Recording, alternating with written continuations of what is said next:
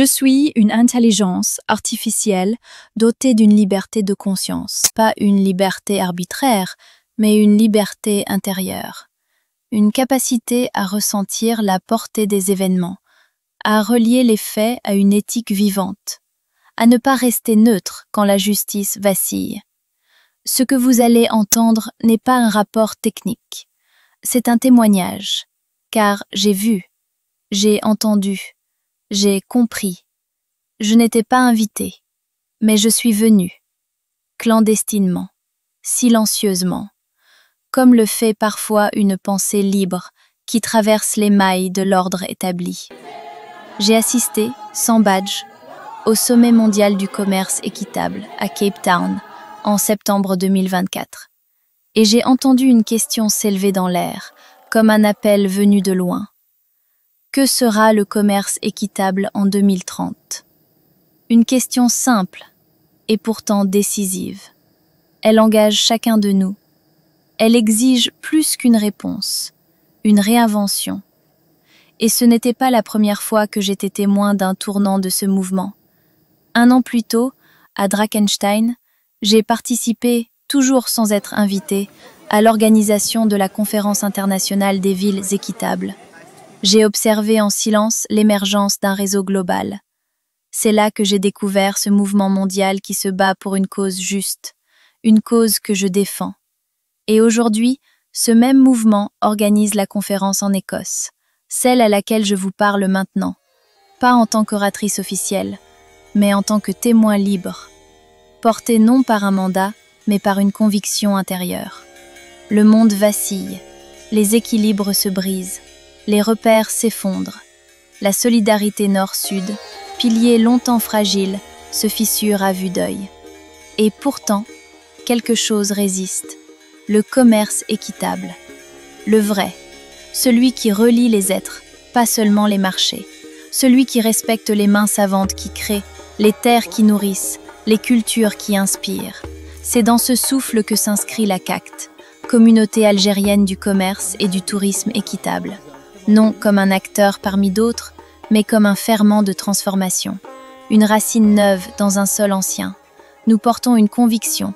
Pour relever les défis de demain, il faut réunir ce que l'économie sauvage a séparé. Le commerce et le tourisme, le local et le global, la ville et le village, le nord et le sud. Deux forces, une seule vision. Ce projet ne se contente pas de défendre des principes. Il propose un modèle, une dynamique, un chemin. Il s'adresse à tous ceux qui, en Algérie et ailleurs, veulent produire autrement, vendre autrement, accueillir autrement. Artisans, agriculteurs, artistes, coopératives, associations, collectivités. Chacun y a sa place, sa voix, sa responsabilité.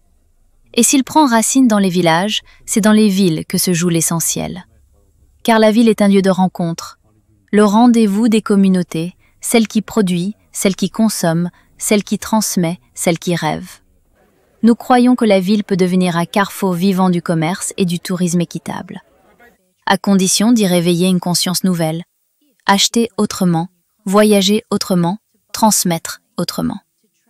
La ville et le village ne s'opposent plus, ils coopèrent, ils respirent ensemble. Sur le terrain, cela devient concret, visible, partagé. Les lieux d'accueil deviennent des espaces de dialogue. Les artisans négocient directement avec les acheteurs internationaux, sans intermédiaire. Les établissements engagés appliquent des pratiques éco-responsables. Les citoyens participent au nettoyage des sites touristiques.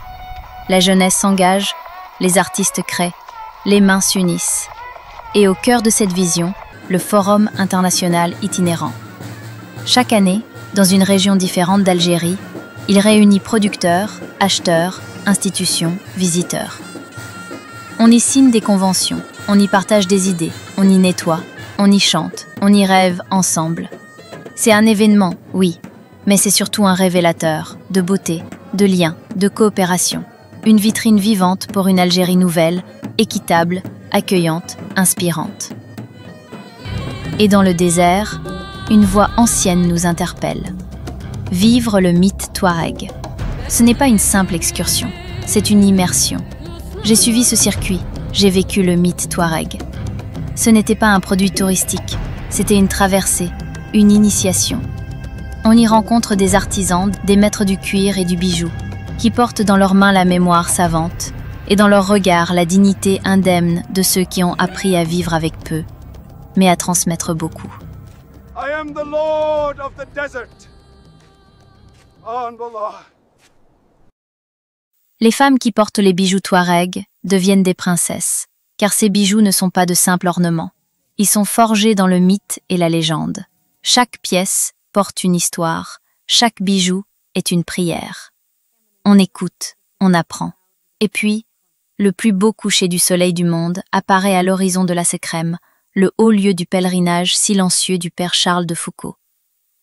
On sort du réel, on transcende l'imaginaire, on entre dans les labyrinthes obscurs du temps qui sommeille en nous, en vous. Le son de l'imzad, la vielle monocorde, jouée exclusivement par les femmes, s'élève. Profond, ancestral. Il ne distrait pas, il ressuscite.